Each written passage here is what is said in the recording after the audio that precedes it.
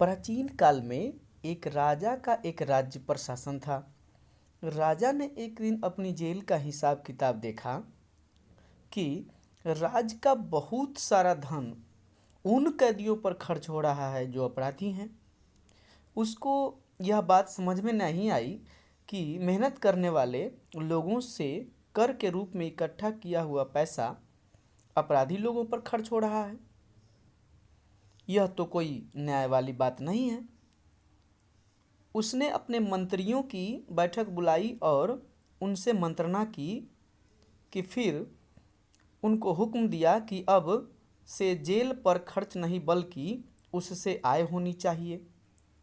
विचार विमर्श के बाद जेल में एक कारखाना लगवा दिया गया और कैदियों को कार्य सिखाया गया।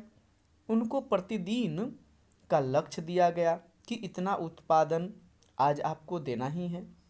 इतना लक्ष्य दिया जाता था कि जिसको पूरा करने के लिए उन्हें बहुत कड़ी मेहनत करनी पड़ती थी। बस उनका ध्यान हमेशा काम में ही रहता। खाना पीना जल्दी जल्दी खत्म करके वे पुनः काम के लिए दौड़ पड़ते। सुबह भी जल्दी उठकर काम पर लग जाते।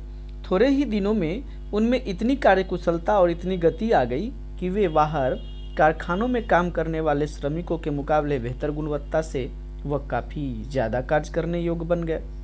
यही नहीं, इस कार्य में उनकी इतनी रुचि पैदा हो गई कि उनकी प्रवृत्ति पूरी तरह बदल गई।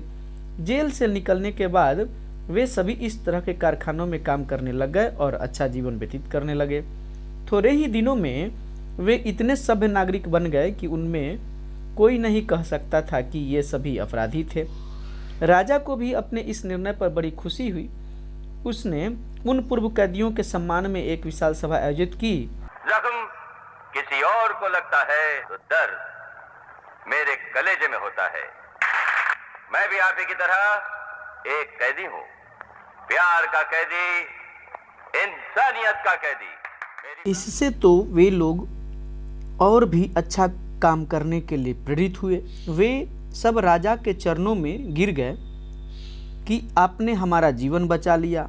इस सभा से लोगों में बहुत अच्छा संदेश गया और उनमें ज़्यादा मेहनत से काम करने की प्रवृत्ति का विकास हुआ।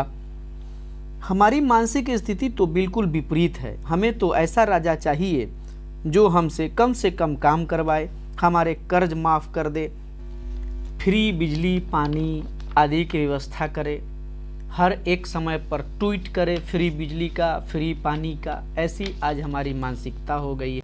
सूक्ष्म रूप से हम इंसान की सोच पर गौर करें तो स्पष्ट दिखाई देता है कि वह हमेशा अपने अधिकारों की बात ज़्यादा करता है। उनमें थोड़ी सी भी कमी रह जाए तो वह बड़ा खड़ा बवंडर खड़ा कर देता है। दूसरों से तरह तरह की अपेक्षाएं पाले रहता है, पर वही इंसान अपनी जिम्मेदारियों के प्रति इतना गंभीर नहीं होता। जो दूसरों के हाथ में है उसके प्रति बहुत गंभीर है, जो खुद के हाथ में है उसे प्रति उतना गंभीर नहीं है। दूसरों की कमियों की बड़ी चर्चा करता है पर खुद की कमियों को कभी नहीं देख पाता। इस सब के पीछे मनोवैज्ञानिक सत्य यह है कि वह अपनी असफलता के पीछे कुछ बहाने ढूंढता रहता है। बचाव वाली नीति इंसान में घर कर गई है, उसे पूर्ण रूप से बदलने की आवश्यकता है। यह व्यवस्था हमें कमज़ोर बनाए जा रही है। जिन निर्णयों को हम हमारे लिए हितकारी समझ रहे हैं वे हमारे लिए बहुत घातक सिद्ध हो रहे हैं। अपनी सोच व्यवस्था को बदले बिना हम कितने भी आगे बढ़ते जाएं, हमारा असली विकास नहीं हो सकता।